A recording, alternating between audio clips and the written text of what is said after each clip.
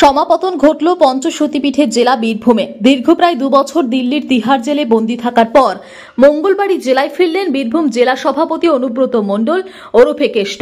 আর এদিনই জেলায় বন্যা পরিস্থিতি খতিয়ে দেখতে বীরভূমে এলেন মুখ্যমন্ত্রী মমতা বন্দ্যোপাধ্যায়। একদিকে যখন জেলায় অনুব্রতের আগমন উপলক্ষে জেলা তৃণমূলের একাংশের মধ্যে তীব্র উন্মাদনা, তখন অন্যদিকে মুখ্যমন্ত্রীর জেলা সফর ঘিরে জেলা প্রশাসনের সাজো রব।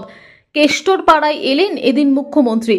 একটিবারের জন্য তার নাম পর্যন্ত মুখে আনেননি। যদিও মুখ্যমন্ত্রী তথা দলনেত্রীর ইচ্ছেতেই কেষ্টমণ্ডল দীর্ঘদিন জেলে থাকা সত্ত্বেও তাকে জেলা সভাপতি পদ থেকে সরানো হয়নি। এমনকি এদিন কেষ্টমণ্ডলকে মুখ্যমন্ত্রীর কাছাকাছি যেতেও দেখা যায়নি। দলের নির্দেশে এই দূরত্ব কিনা তা জানা না গেলেও জেলার আরও এক হেভিওয়েট নেতা জেলা পরিষদের সভাধিপতি কাজল শেখ দ্ব্যর্থহীন ভাষাতেই কেষ্টমণ্ডলকে অভিভাবক এবং জেলার সকলের অবিসংবাদী নেতা বলে বর্ণনা করেন। কেষ্ট সম্পর্কে মুখ্যমন্ত্রীর এই শীতলতা ঘিরে যদিও ইতিমধ্যেই জেলা জুড়ে পাক খেতে শুরু করেছে বেশ কিছু প্রশ্ন।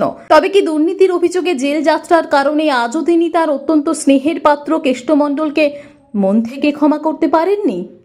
কি আছে এখানে আমাদের অভিভাবক বীরভূম জেলার সভাপতি, আমাদের তার হাত ধরে আমাদের রাজনৈতিক জীবনের পথ চলা শুরু, দেখা না করার প্রশ্ন আসছে কোত্থেকে? বীরভূম জেলা পরিষদ এবং পঞ্চায়েত সমিতি দেখার দায়িত্ব দিয়েছেন। আর অল ওয়েস্ট বেঙ্গলে কার্যের নিরিখে বীরভূম জেলা পরিষদ 4 নম্বর স্থানে আছে। ভালো হবে, আমাদের অভিভাবক, আমাদের গুরু, আমাদের রাজনৈতিক জীবনের তার হাত ধরে পথ চলা শুরু। তিনি আমাদের পথ দেখিয়েছেন, বীরভূম জেলাকে, পিছিয়ে পড়া বীরভূমকে এগিয়ে নিয়ে গেছেন। স্বভাবতই কেষ্টমণ্ডল থাকলে আমাদের অভিভাবকহীন বীরভূম ছিল, সে অভিভাবক আমাদের এসে গেছে। এবার তো তার নির্দেশ মতো চলবো। আমাদের দায়বদ্ধ সকলটাই কেষ্টমণ্ডলের মাথার উপর চাপ। এখন উনি একটু অসুস্থ আছেন, আর সকাল থেকে আমাদের যেহেতু সিএম আসবে এই নিয়ে আমরা ব্যস্ত ছিলাম। এরপর যাবো, তাদেরকে দেখা করবো। বীরভূম থেকে জয়ন্ত মণ্ডলের রিপোর্ট, টিভি নিউজ 10। সুলভের সঠিক চিকিৎসার একমাত্র প্রতিষ্ঠান বিবেকানন্দ হসপিটাল। 24 ঘন্টা emergency service, blood bank, trauma care.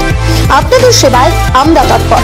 গুণমান ও পরিষেবায় দুর্গাপুর বিধাননগরের ডক্টর জাকির হোসেন এভিনিউর বিবেকানন্দ হসপিটাল শিল্পাঞ্চলের মানুষের মন জয় করেছে।